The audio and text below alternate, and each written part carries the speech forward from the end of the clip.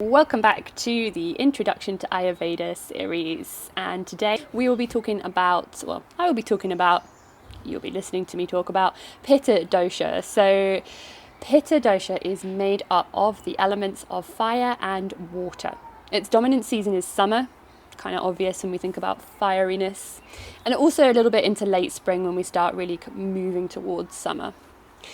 So what are the positive qualities that Pitta Dosha brings to us? It brings that fieriness. So if we think about when we describe people as fiery, we think of a passionate person, right? Somebody who can get really enthusiastic about other people, about ideas, about challenges to overcome.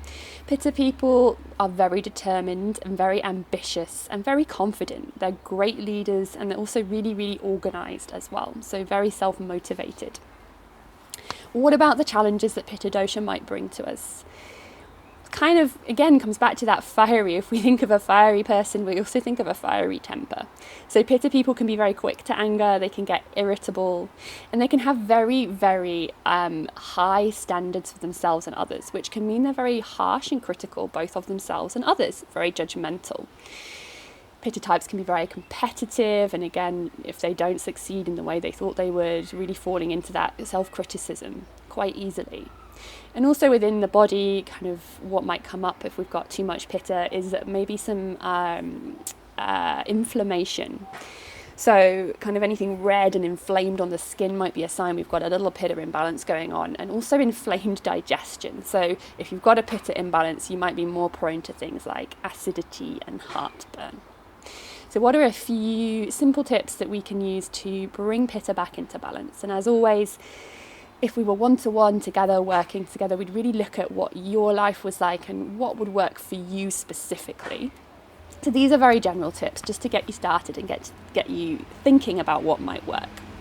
So one thing is being out in nature, maybe taking a slow walk in nature and doing that around water if you possibly can. Water is very, very calming for Pitta, to help kind of think of that flowing water, that kind of sound of water. So even if you can't get out, can you maybe listen to the sound of the sea and meditate to that? Or can you, as you do a yoga practice, see if you can move with a more fluid quality? So it helps connect us to this idea of going with the flow, and it's very cooling as well. Something else is that Pitta types might be very drawn to fiery foods, chilies, hot curries, that kind of thing. That's going to bring you more out of balance, give you more Pitta. So if you can, come to those cooling foods and drinks. So things like peppermint tea could be really good. Things like a salad with some cucumber in, a cooling raita. And even if you are going to eat a curry, maybe you choose something slightly less spicy and have that raita with it to help balance it out. Meditation can be very, very beneficial for Pitta, especially if you focus that around gratitude and heart-centered meditations. So focusing on feelings of loving kindness towards yourself and to others can be really, really powerful. And then the other thing that I'll share is just scheduling time to rest and do nothing. So Pitta types will love a schedule. They like to get things ticked off and done. That's great.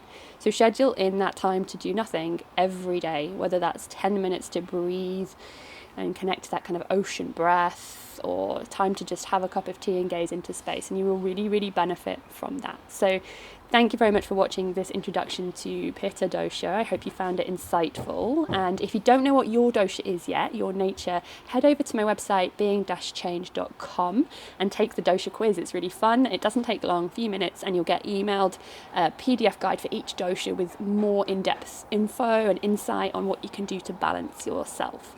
So let me know if you take that. Let me know what you come up as. And if you're interested in working together one-to-one on this kind of work, the link is below. You can have a look at my coaching packages, and I would love to work together. Until next time.